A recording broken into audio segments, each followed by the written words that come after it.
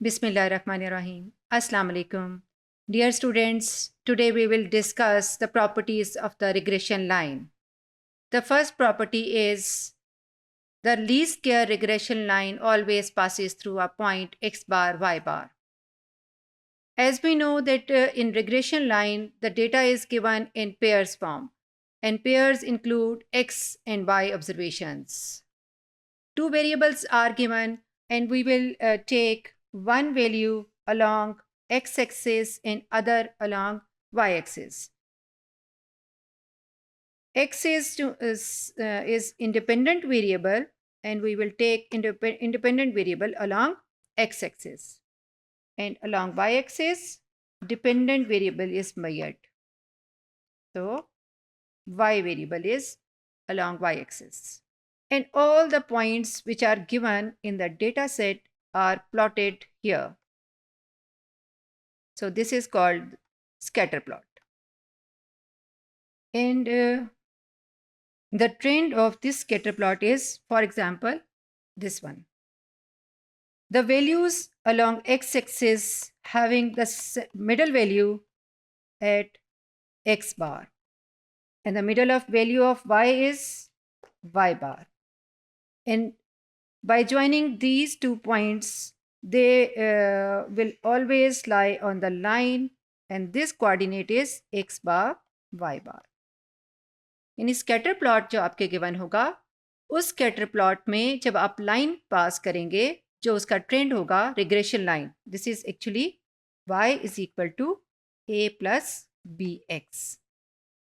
A is the y-intercept. It means the point where this straight line touches the y-axis. This point is called A.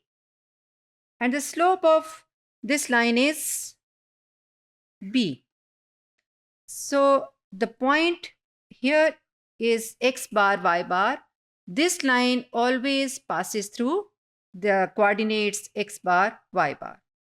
अगर आपका ये regression for example कुछ थोड़ा सा data set different होता, तब भी इसने इसी पॉइंट में से गुजरना था, यानी और अगर नेगेटिव है तब भी उसने इसी पॉइंट में से गुजरना था. नेगेटिव तो उस केस में होगा जब आपका ये स्कैटर प्लॉट इस तरह से होगा. चलिए हम इसको देखते हैं. नेगेटिव है तो क्या हम कंसिडर करेंगे. ये आप एक स्कैटर प्लॉट देखिए जिसमें जो डॉट्स हैं वो जिस लाइन के अराउंड हैं वो नेगेटिव ट्रेंड रखती है, यानी कि ये जो लाइन है इसका ट्रेंड नेगेटिव है. ठीक है जी. यानी इस लाइन की इक्वेशन है y is equal to a plus B X, और b की वैल्यू यहाँ पर क्या होगी, नेगेटिव होगी. ठीक. Along x-axis, independent variable is measured, and y-axis, y variable, which is the response variable, dependent variable, is measured along y-axis. And you can see this dotted line is actually the regression line. And the middle value of -1 to 7 is this one, 3. And middle value of -1 to 2, for example, it's this one. So middle value is y bar and x bar. And if you join these 2 points on the regression line, this is the point on the regression line where the coordinates are x bar, y bar. यानी आपकी जो regression line जो negative trend रखती है वो जिस point में से गुजर रही है वो x बार y बार है. ये पॉइंट आगे पीछे भी हो सकते हैं, लेकिन वो जाएंगे इस लाइन के अंदर से ही. यानी कि लाइन जो है वो हमेशा, चूंकि ये लीस्ट स्क्वायर मेथड से हमने ड्राइव किया हुआ है, y is equal to a plus B X. A और बी वैल्यूज जो हैं वो लीस्ट स्क्वायर एस्टीमेट्स हैं, और ये उसकी प्रॉपर्टी है कि ये जो रिग्रेशन लाइन है ये x बार y बार में से ही पास करेगी. यानी कि x बार की वैल्यू फॉर एग्जांपल 3 है और y बार की वैल्यू फॉर एग्जांपल 0 है. ठीक है. तो फिर आपके यहाँ जो कोऑर्डिनेट्स बनेंगे वो 3 एंड 0 बनेंगे, यानी कि इस लाइन के ऊपर ये पॉइंट एग्जिस्ट करेगा. ठीक है.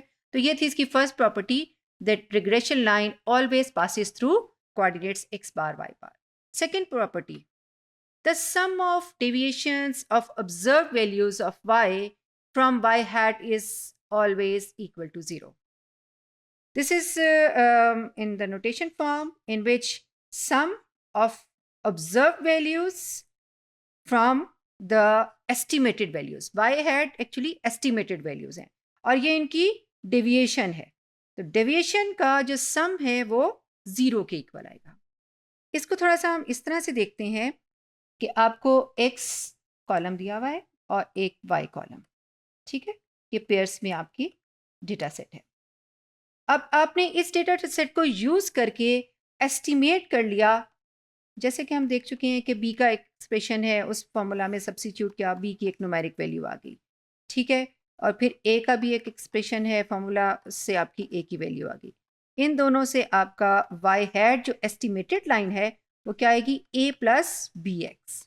अब इस एस्टिमेटेड लाइन से आपने क्या कैलकुलेट करना है, ट्रेंड वैल्यूज। एस्टिमेटेड वैल्यूज भी कहते हैं, प्रिडिक्टेड वैल्यूज भी हैं और ट्रेंड लाइन भी है।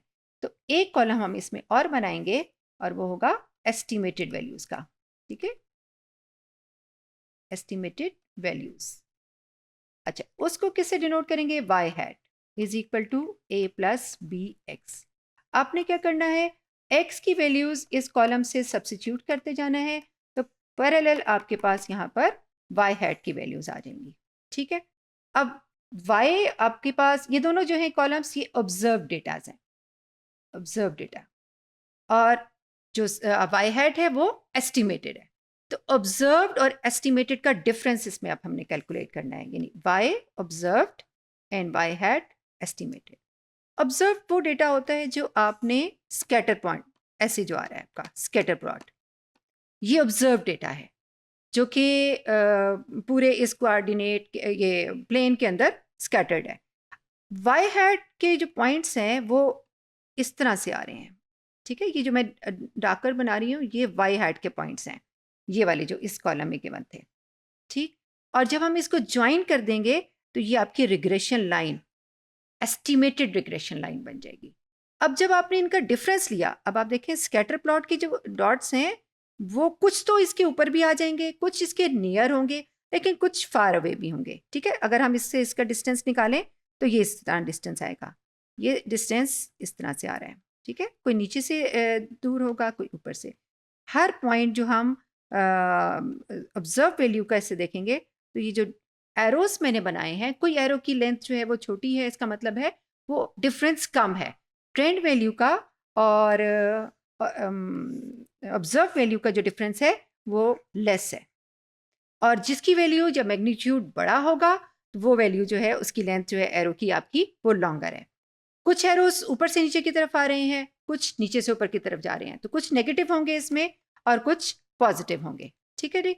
तो ये जब आप इसमें नेगेटिव पॉजिटिव और कुछ जो एग्जैक्टली उस ट्रेंड लाइन के ऊपर एग्जिस्ट करेगा, कुछ हो सकता है ना बाई चांस स्कैटर प्लॉट का डॉट इसी के ऊपर आ जाए, तो वो वैल्यू क्या आ जाएगी आपकी 0।